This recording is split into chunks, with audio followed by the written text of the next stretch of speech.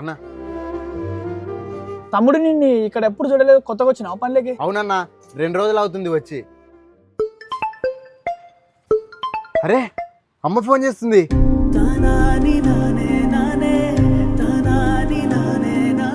Hello అమ్మా. ఏమి నాన్న నీకు అక్కడ పని దొరికిందా? అమ్మా నువ్వు అస్సలు టెన్షన్ పడద్దు, నాకు ఇక్కడ చాలా మంచి జాబ్ దొరికింది. వర్క్ అయిపోయేంత వరకు కూర్చొనే ఉండాలి, అది కూడా ఏసీలో అమ్మా. సరే సరే అమ్మా, నాకు వర్క్ ఉంది, నేను మళ్ళీ కాల్ చేస్తా. సరేలే నాన్న.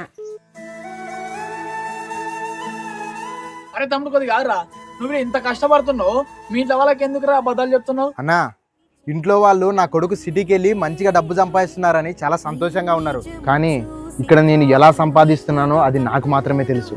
ఇవన్నీ వాళ్ళకి చెప్పి వాళ్ళని ఎందుకు బాధ పెట్టడం